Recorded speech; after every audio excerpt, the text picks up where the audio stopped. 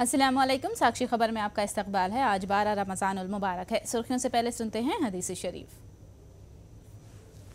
बिस्मिल्लाहिर्रहमानिर्रहीम। नबी करीम सल्लल्लाहु अलैहि वसल्लम का इरशाद मुबारक है, जब रमज़ान का महीना आता है तो आसमान के दरवाज़े खोल दिए जाते हैं और शैतान जंजीरों में जकड़ दिए जाते हैं। और अब सुर्खियाँ। रेवंत रेड्डी को मिली मशरूत जमानत, कोरिंगल में ही क़याम करने और तहकीकात में ताउन करने की अदालत ने दी हिदायत। जमानत की मंजूरी के खिलाफ एसीबी रुजू होगी सुप्रीम कोर्ट से। स्कैम के बॉस को बेनकाब करने का एसीबी वकीलों ने किया ऐलान। प्रकाशम एमएलसी इंतखाबात में तेलुगुदेशम की धांधलियां, वाईएसआरसीपी इलेक्शन का करेगी बॉयकॉट।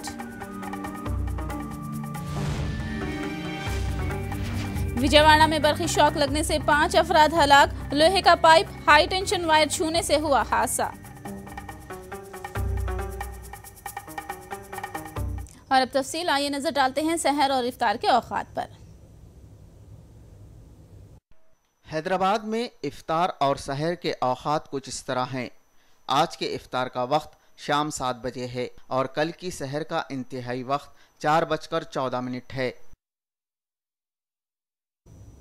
हाई कोर्ट ने रेवंत रेड्डी को मसरूत जमानत मंजूर कर ली है। नोट के बदले वोट केस के कलीदी मुलजिम रेवंत रेड्डी को 5 लाख की जमानत पर रिहाई का अदालत ने हुक्म जारी किया है। रेवंत रेड्डी की कई शराइत आयत करते हुए जमानत मंजूर की गई है। रेवंत रेड्डी को इनके असेंबली हल्के कोरिंगल में ही रहने की हिदायत दी गई है और उनसे एसीबी ओहदेदारों से ताउन करने के लिए कहा गया है और रेवंत रेड्डी का पासपोर्ट जब्त किया गया। रेवंत रेड्डी के साथ साथ इस केस के दूसरे मुलजिमीन सेबेस्टियन और उदय सिमा को भी अदालत ने जमानत मंजूर की है। नोट के बदले वोट स्कैम में रेवंत रेड्डी मई 31 को एसीबी के हाथों उस वक्त गिरफ्तार हुए थे जब उन्होंने नामजद एमएलए स्टीफन को 50 लाख की रुश्वत की पेशकश की थी।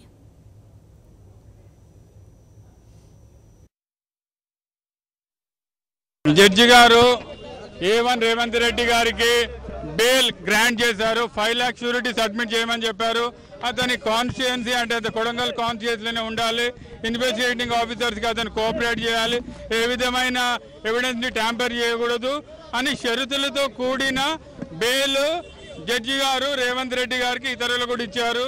ఏజీ గారు అగైన్ తన వాదనలు వినిపించాడు। మత్తయ్య అబ్స్కాండింగ్ అని చెప్పాడు, అమౌంట్ సోర్స్ ట్రేస్ అవుట్ చేయాలని చెప్పాడు। దానికి జడ్జి గారు మన జెరూసలేం మత్తయ్య హైకోర్టు డోర్స్ నాక్ చేశాడు, అంటే అతని పిటిషన్ పెండింగ్ ఉంది కాబట్టి అతను అబ్స్కాండింగ్ అని కన్సిడర్ చేయలేము।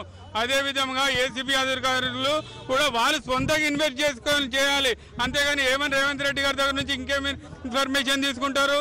A1 రేవంత్ రెడ్డి గారు 4 days కస్టడియల్ లో ఉన్నాడు, అంటే ఏసీబీ అధికారులు అతన్ని విచారించారు, ఇంకా అతన్ని చెప్పాల్సింది ఏది లేదు।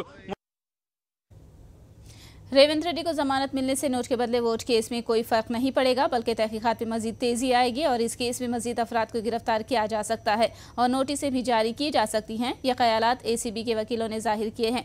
वकीलों का मानना है कि अगर रेवंत रेड्डी तहकीकात में ताउन नहीं करते हैं या गवाहों पर असरअंदाज होने की कोशिश करते हैं तो उनकी जमानत मनसूख भी हो सकती है।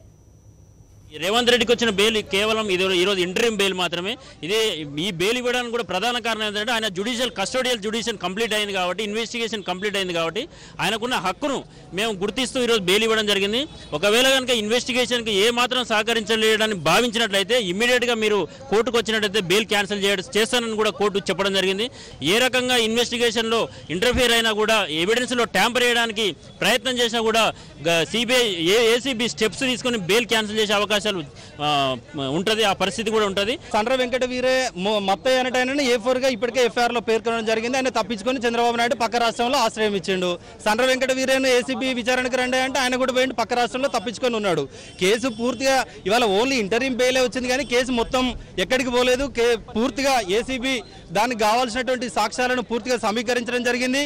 దాన్ని రేపు ట్రయల్లో ఖచ్చితంగా ట్రయల్ స్టార్ట్ కావడానికన్నా ముందే అంటే ఛార్జ్ షీట్ వేయాల్సి ఉంటుంది। ఛార్జ్ షీట్లో చంద్రబాబు నాయుడు పాత్ర ఏంది, వెంకట వీరయ్య పాత్ర ఏందని వీరందరి పాత్రల గురించి పూర్తి స్పష్టంగా రేపు ఛార్జ్ షీట్లో పొందుపరచనుంది। ఈ ఇన్వెస్టిగేషన్ కు సంబంధించి పురోగతిలో ఇంకెవరి మీద అయినా అనుమానాలు ఉన్న పక్షంలో ఆ అనుమానాలను నివృత్తి చేసుకోవడానికి నోటీసులు ఇవ్వచ్చు, స్ట్రైట్ అవే అక్కడ భావిస్తే అరెస్టులు కూడా చేయొచ్చు.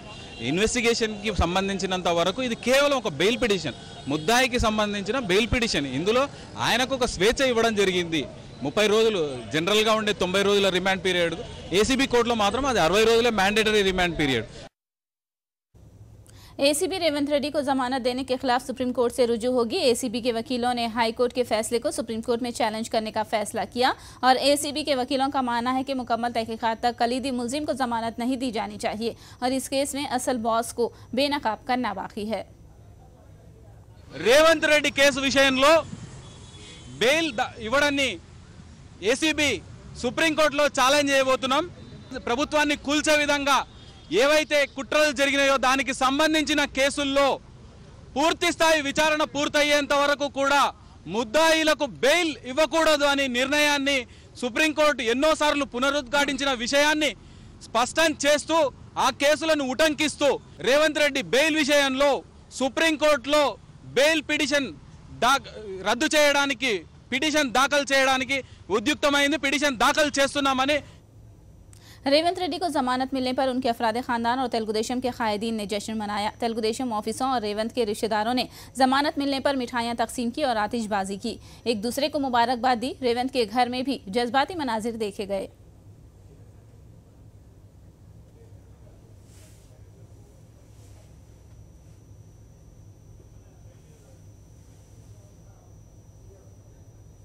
రోజుల తర్వాత మా అల్లుడు రేవంత్ రెడ్డి గారికి బెయిల్ రావడం చాలా సంతోషాన్ని ఇస్తుంది. ఇది మా అందరికి కూడా గొప్ప రిలీఫ్ కలిగించిందని మీ అందరికి తెలియజేస్తుంది.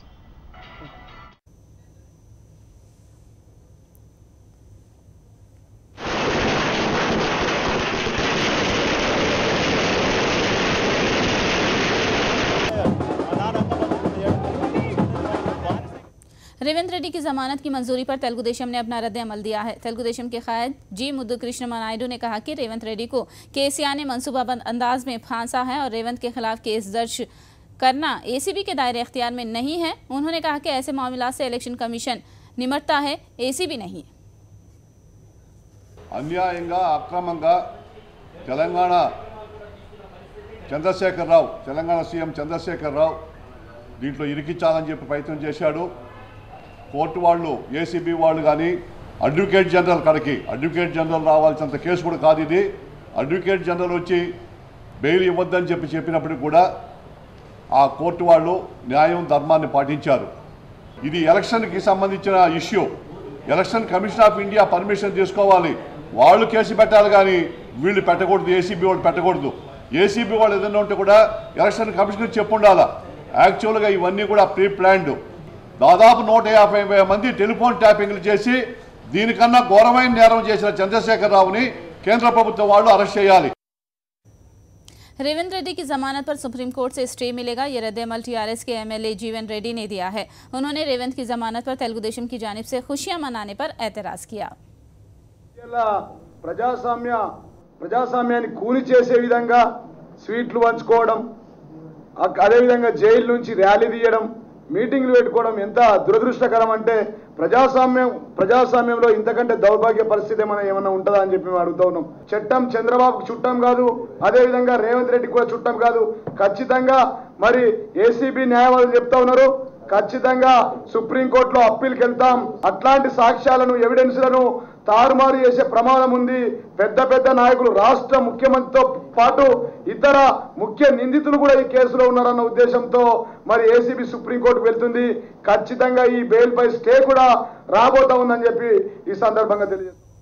एमएलसी इंतखाबात में आज़ादी ताकत न रखने वाली तेलुगुदेशम वोट के बदले नोट खरीद कर कामयाबी हासिल करना चाहती है। तेलुगुदेशम ने पैसों के एवज एमपीटीसीज को खरीद लिया। तेलुगुदेशम की इस बदउनवानी को इलेक्शन कमीशन और गवर्नर से रुजू किया गया मगर कोई कार्रवाई नहीं की गई। अब वाईएससीपी ने बतौर एहतजाज प्रकाशम जिले में मजालिस मकामी के तहत होने वाले एमएलसी इंतखाबात का बॉयकॉट करने का ऐलान किया है। इस सिलसिले में प्रकाशम में पार्टी की जानिब से धरने दिए गए। वाईएससीपी के एमपी वाईवी सुब्बा रेड्डी ने तेलुगुदेशम को एक बदउनवान पार्टी करार देते हुए कहा कि अवाम खुद इस बदउनवान पार्टी को सबक सिखाएंगे। మా పార్టీ తరఫున గెలిచిన ఎంపీటీసీలు 492 మంది మాకుంటే తెలుగుదేశం పార్టీ కేవలం 472 మంది ఉంటే మా పార్టీ తరఫున గెలిచిన ఎంపీటీసీని 35 మందిని పోయిన మంగళవారం నెల్లూరు తీసుకెళ్ళి ఒక లాడ్జీలో బంధిస్తే మా శాసనసభ్యులు పోయి వాళ్ళని మీడియా సాక్షిగా వాళ్ళతో మాట్లాడించారు.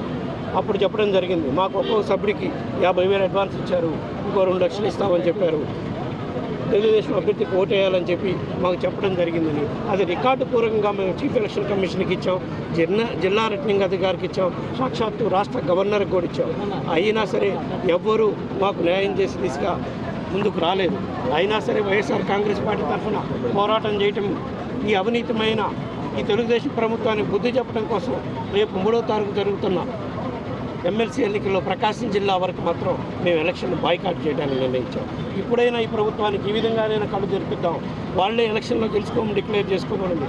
కానీ ప్రజాస్వామ్యంలో ఎప్పటికీ ప్రజలకు మనం అందరం సమాధానం చెప్పాలి. फिलहाल लेंगे एक ब्रेक के बाद खबरों का सिलसिला जारी रहेगा।